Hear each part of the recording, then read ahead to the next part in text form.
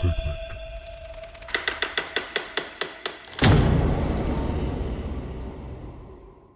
আসসালামু আলাইকুম, welcome to fear segment. Fear সেগমেন্টের 126 নম্বর পর্বে তোমাদের সবাইকে আবার স্বাগত জানাচ্ছি।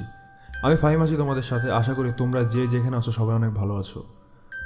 আজকে তোমাদের জন্য এমন একটা ঘটনা নিয়ে আসছি, মানে এই ঘটনাটা শোনার পরে তোমরা এইটা চিন্তা করবে যে এইটা কি কোনো ভৌতিক ঘটনা নাকি কোনো মার্ডার মিস্ট্রি। হ্যাঁ, তোমরা ঠিক শুনছো, মানে এইটা যে কীরকম একটা ঘটনা সেটা আমি এখন পর্যন্ত বুঝতে পারিনি। আশা করি তোমরাও বুঝতে পারবে, যেহেতু তোমরা আমার থেকে অনেক বেশি ইন্টেলিজেন্ট। তো যাই হোক, আমি সরাসরি ঘটনাতে চলে যাব। তার আগে আমি আমাদের ঘটনা পাঠানোর ঠিকানাগুলো আবার বলে দিতে চাই। যারা আমাদের ঘটনা পাঠাতে চাও, আমাদের মেইলে অথবা আমাদের ফেসবুকে পেজে ইনবক্সে তোমাদের জানা ঘটনাগুলো লিখে পাঠিয়ে দিতে পারো, অথবা ভয়েস রেকর্ড করে পাঠিয়ে দিতে পারো। নিশ্চয়ই কোনো এক এপিসোডে তোমার ঘটনা শোনানো হবে। তো আমি আর কথা বাড়াবো না, সরাসরি ঘটনাতে চলে যাচ্ছি।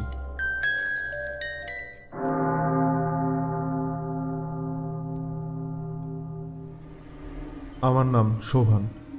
এই ঘটনাটা 2007-এর ফেব্রুয়ারির 13 তারিখে আমার সাথে ঘটা। আমরা তখন উত্তরার বাসিন্দা।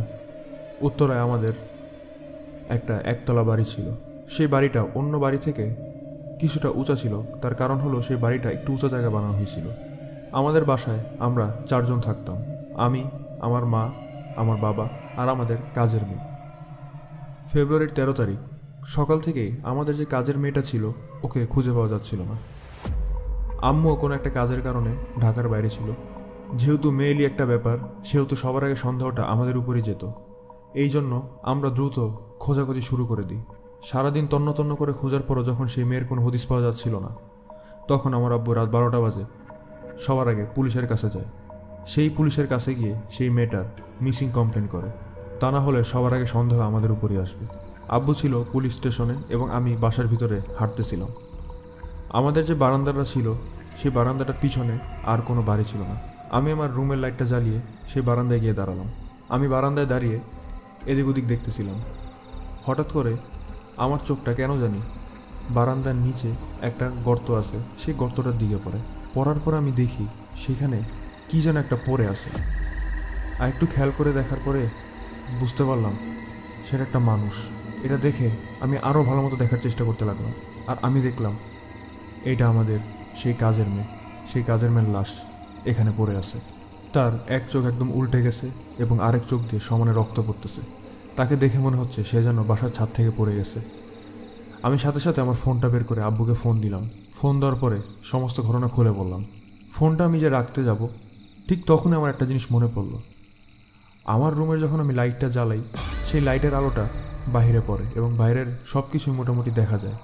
কিন্তু এখন এই মুহূর্তে এই রুম থেকে আলোটা বাইরে কেন যাচ্ছে না, এইটা আমি শুধুমাত্র মনে করছি। আর সাথে সাথে আমার মনে হলো আমার পিছ থেকে কে যেন সরে গেছে। অর্থাৎ মনে হলো লাইটের সামনে থেকে কে যেন সরে গেছে। অর্থাৎ এতক্ষণ দাঁড়ায় ছিল আর এখন সে লাইটের সামনে থেকে সরে গেছে। পুরো ঘরে আমি একা। আমি ছাড়া এই ঘরে অন্য কারো থাকার কোনো সম্ভাবনাই নেই। তাহলে আমার পিছে কে ছিল? আমি ভয়ে পিছনে আর ঘুরতে পারলাম না। সরাসরি সেই রুম থেকে বের হয়ে গেলাম। বের হয়ে দরজাটা লাগাই দিলাম। তারপরে পুলিশ আসলো। আসার পরে তদন্ত হলো। তদন্তে জানা গেল সেই মেয়েটা আমাদের বাসার ছাদ থেকে পড়ে গেছে।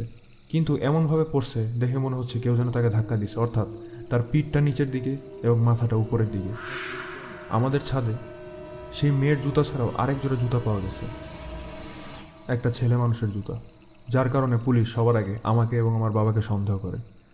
অনেক কষ্টের পরে এটা প্রমাণ হলো যে সেই জুতাগুলা আমাদের কারোরই না। এত ভয়ানক একটা ঘটনা যে আমি দেখব বা আমার ফ্যামিলি এক্সপিরিয়েন্স করবে, এটা আমরা স্বপ্নেও ভাবিনি। কিন্তু এটা ছিল ঘটনার মাত্র শুরু। সেই দিনের পর থেকে আমি রাত্রেবেলা অদ্ভুত অদ্ভুত স্বপ্ন দেখতে থাকি। আমি দেখি আমি আমার ঘরের ভিতরে হাঁটতেছি আর ঘরের ভিতরে কেউ একজন বসে আছে, একটা ছেলের মতো। সে প্রচণ্ড জোরে চিৎকার করার চেষ্টা করতেছে, কিন্তু তার গলাতে কোনো আওয়াজ বের হচ্ছে না। তার চেহারাটা খুবই ভয়ঙ্কর। আমি কি করব কিছুই বুঝতে পারতাম না সেই স্বপ্নের মধ্যে। আমি আমার এই সমস্যার কথা আমার বাবা মাকে বলি। তারা আমাকে ইন্ডিয়া একজন সাইকিয়াট্রিস্টের কাছে নিয়ে যায়। 1-1.5 মাস আমি ইন্ডিয়াতেই থাকি। সেখানে চিকিৎসা নিয়ে আসার পরে আমি বাসায় আসলাম। কিন্তু বাসায় আসার পরে দেখলাম সব কিছু আবার আগের মতোই হচ্ছে। আমি আবার সে ভয়ানক স্বপ্ন দেখতেছি। এরকম করে হঠাৎ একদিন আমি নিজেকে আমার বাসার ছাদে আবিষ্কার করি। আমি কেন জানি হাঁটতে হাঁটতে বাসার ছাদের একদম কোনায় এসে পড়ছি। আর নিজের মনের অজান্তেই সেই কোণা দিয়ে নিচে পড়ে গেছি। যেহেতু একতলা বাসা ছিল সেহেতু আমি পড়ি ঠিক সেই গর্তটার ভিতরে, যে গর্তটার পাশে সেই মেয়ের লাশ ছিল।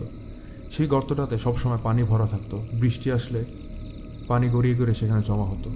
তো আমি সেই পানি ভরা গর্তে পড়ে গেলাম। সেই গর্তে পড়ার পরে আমি আমার সম্বিতে ফেরত আসলাম। আসার পরে আমি বুঝতে পারছি আমি আমার পায়ে ভালো ব্যথা পাইছি এবং হাতের কনুইতে ব্যথা পাইছি। সেই মেয়েটার থেকে আমার কপালটা ভালো ছিল, যার কারণে আমি সেই গর্তের ভিতরে পড়ছি। সেই গর্তটা বেশ গভীর ছিল, কিন্তু এতটাও গভীর না যে ডুবে যাব। 2-3 ফিটের মতো গভীর। গর্তটা বেশ বড়। আমি গর্তটা একদম সাইডে আসলাম। আসার পরে সেই গর্ত থেকে উঠতে যাব, তাই নিচে পা দিয়ে ঠাই খুঁজতে লাগলাম। আমি পাড়া দিলাম, সাথে সাথে আমার মনে হলো আমার পাটা খুবই নরম কিছুর উপরে পড়ছে, মানে মাটির মতো কিছু না, একদম নরম। আমি মাথাটা নিচের দিকে দিলাম, দেখতে চেষ্টা করলাম সেই জিনিসটা কি। আমি আমার পায়ের নিচে দেখতে পেলাম আরেকটা ছেলের লাশ। প্রচণ্ড জোরে চিৎকার করতে করতে আমি সেই পানি ভর্তি গর্ত থেকে উঠলাম। উঠার পরে আমি আমার বাবা মাকে সমস্ত ঘটনা বললাম। বলার পরে তারা পুলিশকে ফোন দিল। পুলিশ এসে সেই লাশটাকে উদ্ধার করলো এবং জানা গেল এই লাশটা ঠিক ততদিনের পুরনো যতদিন আগে আমাদের বাসার কাজের মেয়েটা ছাদ থেকে পড়ে মারা গেছে। আর এটাও জানা গেল যে সেই যে ছাদে আরেক জোড়া জুতা ছিল সেটা এই লোকটারই ছিল। পরবর্তীতে তদন্তের মাধ্যমে আরও জানা যায় যে সেই মেয়েটা আর এই ছেলেটা একজন আরেকজনকে ভালোবাসত এবং দুজন পালিয়ে যেতে চেয়েছিল। কিন্তু তারপরে কি হলো দুজনের, কেনই বা দুজন মারা গেল আর কীভাবে বা মারা গেল, তার কোনো রহস্য কেউ উদ্ঘাটন করতে পারল না।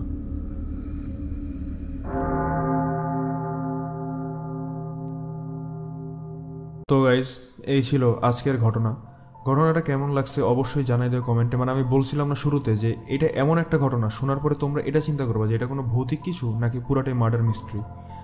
ভৌতিক কিছু এই জন্য হতে পারে যে যখন সে প্রথম ভাবছিল যে তার লাইটটা, মানে ঘরের লাইটটা বারান্দা দিয়ে বাইরে কেন যাচ্ছে না, এই ভাবনাটা ভাবার সাথে সাথে তার পিছন থেকে কেউ একজন সরে গেছে, অর্থাৎ লাইটের সামনে থেকে সরে গেছে। শুধুমাত্র এই জিনিসটা যে ভৌতিক তা কিন্তু না, আবার স্বপ্নেও সে দেখছে রাত্রে কেউ চিৎকার করতেছে কিন্তু ঘরে আওয়াজ আসতেছে না, একটা ছেলে। আবার পরবর্তীতে একটা ছেলের লাশ সেই গর্তের মধ্যে, পানি ভর্তি গর্তের মধ্যে পাওয়া গেছে। আমি যতটুকু মনে হয় এইটা একটা প্যারানর্মাল ঘটনা। তাও তোমাদের কি মনে হয়, ঘটনাটা কি আসলে ভৌতিক নাকি কোনো খুনের ঘটনা? অবশ্যই কমেন্টে জানিয়ে দিও। আর গাইস, আমি তোমাদেরকে আবারও বলে দিই আমাদের ঘটনা পাঠানোর ঠিকানা fearsegment@gmail.com, অথবা ফেসবুকে গিয়ে ফিয়ার সেগমেন্ট সার্চ করলে আমাদের ফেসবুক পেজটা চলে আসবে। সেখানে ইনবক্সে তোমরা তোমাদের ঘটনা লিখে পাঠিয়ে দিতে পারো, অথবা মেইলে ভয়েস রেকর্ড করে পাঠিয়ে দিতে পারো। নিশ্চয়ই কোনো এক এপিসোডে তোমাদের ঘটনা অবশ্যই শোনানো হবে। তো গাইস, ভালো থাকবো সবাই, নেক্সট ভিডিওতে দেখাবো সবার সাথে। আর believe it or not, it happens.